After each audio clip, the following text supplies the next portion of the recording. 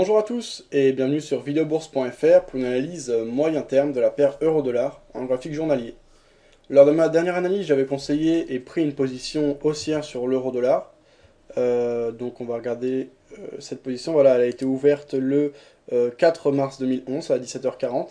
On est rentré à 1.3978 avec un stop loss. Alors on va regarder à donc 1.68, 1.68, donc c'était sous le support oblique aussi à ce moment-là, donc on va pouvoir commencer à augmenter et à rapprocher le stop loss de notre point d'entrée.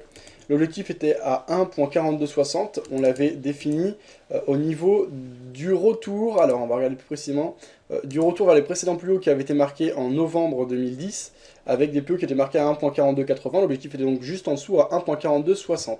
Alors pourquoi cet objectif? Puisqu'on avait repéré un triangle moyen terme, voilà, qu'on peut faire apparaître ici en reliant les différents points hauts, et dans un même temps, en reliant les différents points bas. On avait un triangle ici, on était sorti à la hausse de ce dernier, et donc en théorie, quand on casse à la hausse la partie haute ou basse d'un triangle, on est censé rallier sa base. C'est donc le scénario qu'on a parié.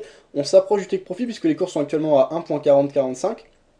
Il nous reste à 0.4245, pardon. Il nous reste donc une quinzaine de pips à aller chercher. Pardon. 1.4204, ouais, ça me paraissait bizarre. Il nous reste donc une cinquantaine de pips à aller chercher pour atteindre notre objectif. On suivra ça attentivement, mais ça peut arriver assez vite vu le contexte fondamental très tendu. Donc on va enchaîner techniquement, déjà on va mettre à jour notre analyse. Donc déjà ce support horizontal ne nous sert plus, je vais l'enlever.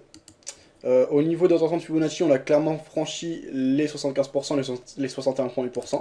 Donc ça, on ne va plus s'en servir. C'est d'ailleurs un autre argument pour notre prise de position à l'achat, puisqu'on a franchi à la hausse les 61,8%. Et on dit que quand on franchit à la hausse les 61,8% de retracement d'un mouvement précédent, on a le potentiel pour aller chercher et retracer entièrement ce mouvement. Donc on va garder notre canal haussier tracé en rouge. On va simplement mettre à jour le support oblique, puisqu'on a marqué les plus bas un peu plus bas que les précédents. Enfin, pas sur la même ligne que les précédents. Au niveau de la résistance oblique haussière, elle est toujours bonne. Je pense qu'on n'a pas besoin d'autres éléments sur notre graphique. On a tout ce qu'il nous faut et pour le moment c'est très bien orienté. Donc espérons que le trade se finisse bien. Alors, je vais supprimer ça, je sais pas ce que c'est, ça doit être des bugs. Fondamentalement, on a un contexte très tendu, avec notamment la Libye, et donc qui est attaquée. On a plusieurs pays qui sont engagés, la France, les États-Unis, le Canada, l'Angleterre. On a également des pays occidentaux qui sont pas favorables à cette attaque. L'Allemagne, qui était réticente notamment, qui avait des craintes que ce soit interprété comme une guerre Union arabe contre pays occidentaux. Alors c'est pour ça qu'ils avaient bien fait attention à incorporer des pays arabes dans le consensus pour attaquer la Libye et pour défaire plus précisément Kadhafi. Au sein de l'Union des pays arabes, je ne sais plus exactement comment ça s'appelle, il commence à y avoir des dissidences, etc. Donc ça commence à être un peu le bourbier, ça commence à être un peu tendu, donc ça peut jouer contre nous. Mais dans l'ensemble, les investisseurs ont l'air d'avoir interprété de manière plutôt positive cette intervention des pays occidentaux pour aider le peuple libyen. Et donc on a plutôt une dynamique haussière sur l'euro et donc le dollar qui fait office de valeur refuge, même si c'est moins vrai ces derniers mois, qui s'affaiblit. Donc l'euro qui continue à progresser, ça c'est bon pour nous. Alors là où on voit que ça a été interprété de manière positive par les investisseurs, c'est en regardant par exemple, alors mon baril de brut, où est-ce que je vais l'avoir? Alors je vais devoir réouvrir mon futur puisqu'il était arrivé à échéance le précédent. Alors, 2 petites secondes, je vous demande pardon. Alors.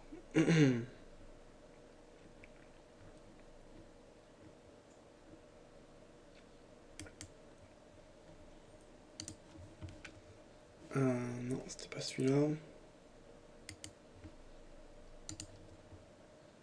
Ok.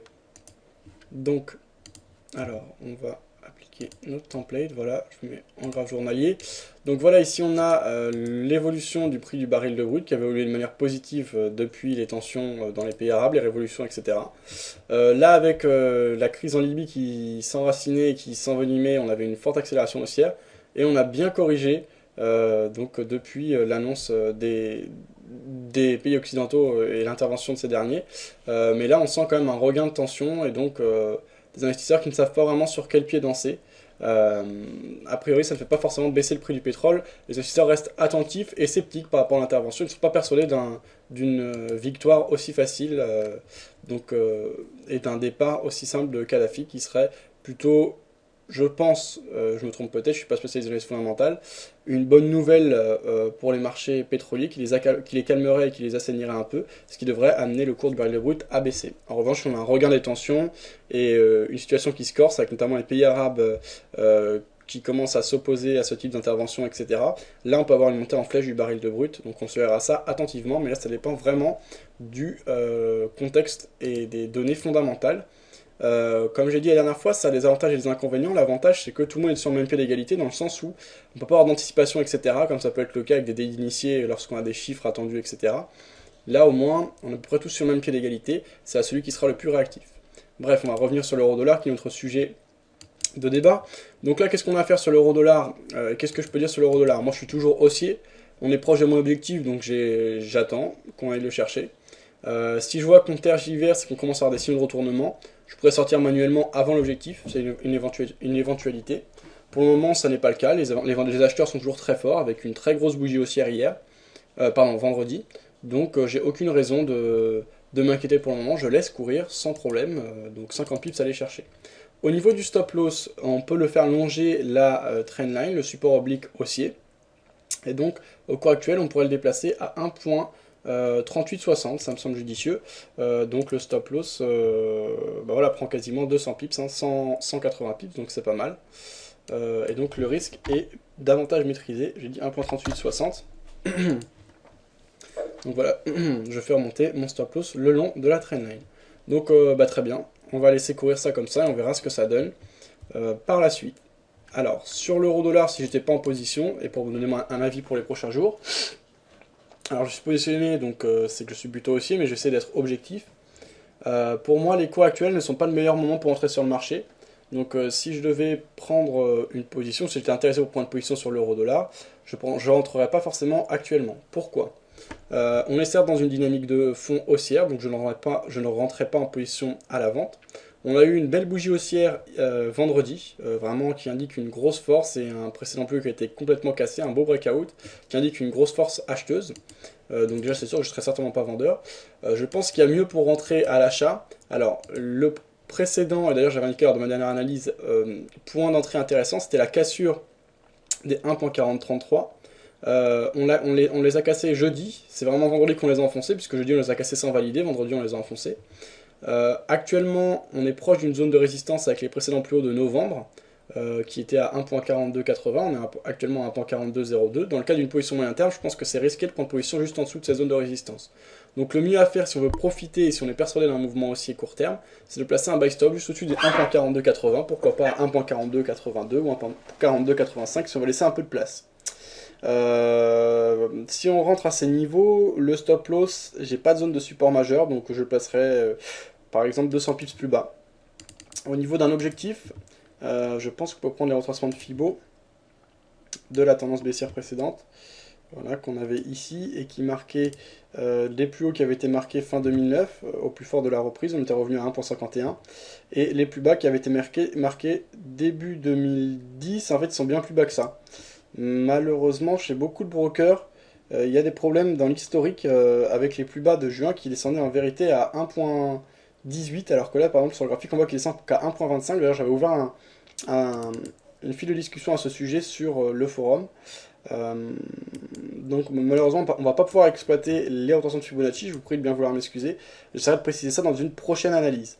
Donc au niveau des résistances, on va aller pourquoi pas chercher les plus hauts qui avaient été marqués le 12 janvier 2010 à 1.4577, c'est un objectif intéressant. Un autre objectif tout à fait pertinent serait les plus hauts qui avaient été marqués en novembre 2009, donc à 1.51, mais ça veut dire que les acheteurs sont vraiment très forts, ce serait plutôt une position long terme. Donc voilà deux objectifs potentiels intéressants. Et un autre moyen de fixer des objectifs, c'est de prendre les rotations de Fibo, donc de la tendance baissière liée à la crise grecque, que je ne peux pas faire actuellement, comme vous l'avez compris. Pour ceux qui seraient plutôt vendeurs sur l'euro face au dollar, actuellement j'entrerai certainement pas en position. Je pense que le prochain point d'entrée intéressant, et encore il serait pas idéal, ce serait la cassure à la baisse de la trendline qu'on a ici. Pourquoi pas parier sur le ralliement de l'ancienne résistance qui pourrait jouer un rôle de support, donc l'ancien haut du triangle. Euh, c'est à peu près tout ce que j'ai à dire sur l'euro-dollar, donc je continue à suivre ça. Et puis si vous avez des idées, des avis, des critiques, n'hésitez pas à l'indiquer sur le forum ou sur le site, sur le chat, etc. Voilà, bonne soirée à tous et à bientôt sur videobourse.fr.